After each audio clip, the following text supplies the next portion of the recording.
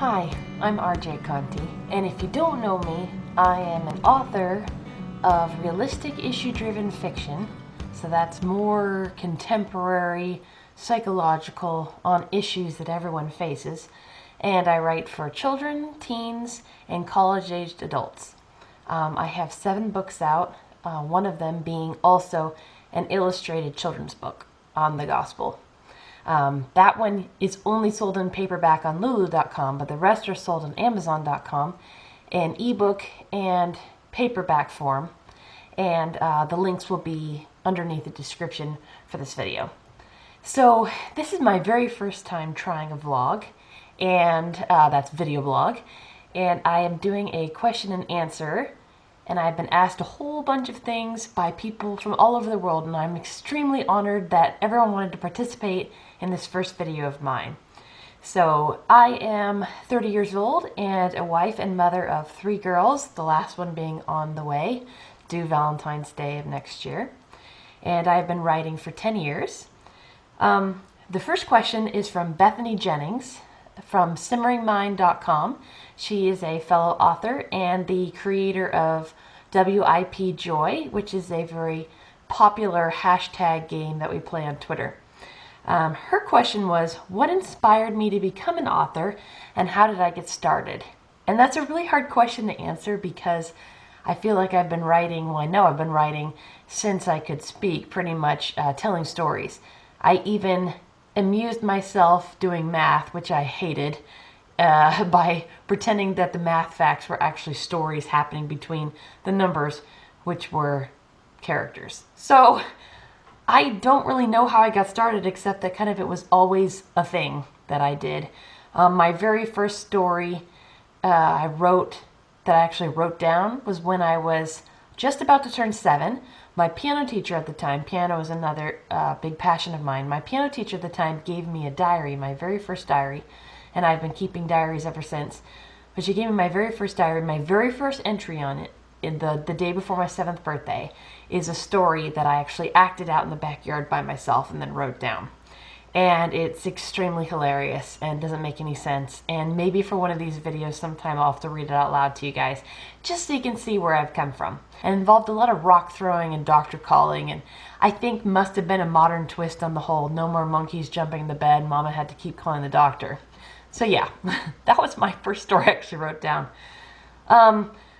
My parents were extremely encouraging and promoted my desire to be an author, including supporting my first self-publishing endeavor when I was, I guess technically 20 is when the book came out. That was Dashwood Avenue, my very first book, which was inspired by a lot of the historical fiction that I read as a kid. This is my one and only historical fiction and my one and only middle grade fiction, or 8 to 12-year-olds, 8 to 14-year-olds maybe. Everything else I write is definitely for the older teen crowd and is a lot more serious. But this one, I thought there needed to be more Christian historical fiction, and I wanted to feature a homeschool family when homeschooling may have just gotten started, who were on the cutting edge of homeschooling, which I was homeschooled all the way up. And so that was inspired just by my love of reading. It was not actually my passion to continue in this genre. I have since taken up the realistic, issue-driven contemporary fiction. So anyway, and what inspires me, I guess, is just wanting to encourage and help and counsel other Christian teens and young people. Let's see. What's the most difficult and rewarding aspect of writing? And this question is from Daniel Corey.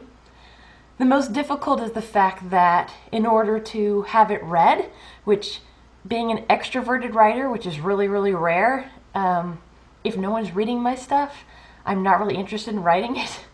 I don't necessarily just write for the pleasure of putting words down on paper, but I write for the pleasure of being able to share with others. And so the most difficult part about writing is that it is a competitive business, as are all of the arts.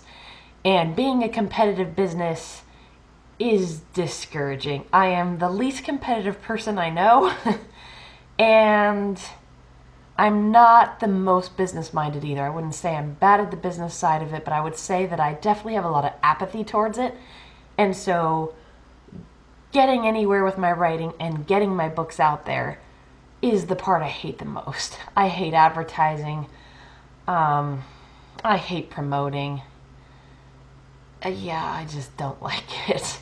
I would so much rather just like have a whole bunch of friends and family that just love it, and I can just shove it out there and it can do some good for the Lord and I don't have to think about it. Or I would much rather be able to just hire somebody to do all that business part for me, but I don't make enough whatsoever to warrant hiring someone. So that's difficult. The business side of it is extremely difficult. Rewarding aspect of writing is that because I am committed to my writing being a ministry for the Lord, maybe once a month I get an email from somebody who God used my books to touch and have a personal testimony to share with me. And that is rewarding. And that's the only reason why I do it. Yeah. So, what genre do I write? This is from Deanna Fugit from Colorado, and you can follow her. She's another author on www.deannafugett.com, and that is DeannaFugett. What genre? So I kind of already covered that in the realistic issue-driven fiction. I guess I can go into it a little bit more. I like to cover extremely deep personal issues that people face. I don't like to have a huge cast of characters. I have one short sci-fi story, but on the whole, I like to stay in the real world. I like to be as real as possible. You know, they are real live teens going through real life things. I don't tend to have heroes. Heroes are boring to me. I like to have real flawed characters. Don't like to even have bad guys versus good guys. I like to have human beings with flawed, sinful human nature going through real human issues. Every single one of my books makes me cry when I'm writing them, and I kind of feel like if I don't have a scene or a moment that hits a personal chord or moves me emotionally, that is not a story worth writing. But that's just my personal genre. Let's see. What is my favorite of my own books? And question is from Lacey Corey. That's like asking me which is my favorite kid. That doesn't exist. You know, I love all my kids the same. That's at least the answer I should be giving you guys. But, well, and I do love all my kids the same. But the truth is that my favorite book is always the one I haven't written yet. The next one I'm going to write. I always look forward to the next book and think the next book's going to be better. I will finish a book and be satisfied with it, but always think the next one's going to be better. And to be honest, completely honest, I do have a least favorite book, and it's not like I hate it, but I definitely don't love it as much as the others. I could not pick a favorite among my books, but I do have a least favorite, and that's a complete secret as to which one it is, and I hope you'll never be able to tell because I pour just as much of my soul and quality into writing it. But it was one that I chose to write due to somebody counseling me to advising me to make a smart business move.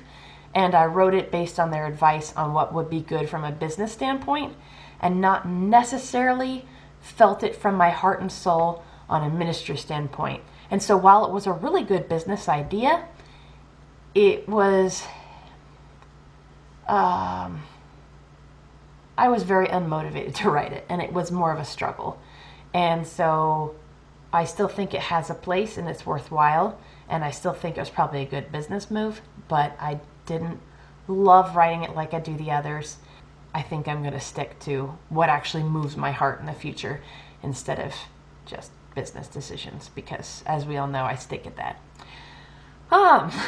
What are some lessons God taught me while writing? This is from Jeffrey Proctor from Texas, and he is involved with engagingworlds.org, which is a company that does mission work in Bible translations and reaching unreached people with the gospel. So it's a very worthwhile ministry, and it's a very worthwhile question. I think that writing is like me processing real life. And so I feel like writing is almost more me putting down lessons I have already learned, and things that I want to share that I have already learned. I don't think I necessarily go into writing wanting to learn something as much as it's sharing what God has already taught me. It's why my characters all tend to be a couple years younger than I last was. A couple years younger than I am now, I mean. So, yeah, the only thing I can think of for sure, I think it cements the lessons. Being able to put them in words and story form cements the lessons. And I can think of, in one of my books, one of my characters is a very difficult personality type for me to understand and sympathize with.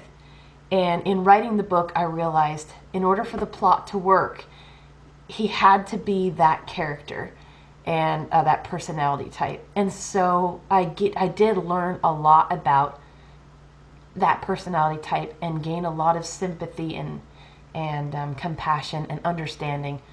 Well, at least I hope I did, of that personality type. So that is definitely a lesson that I learned. Yeah.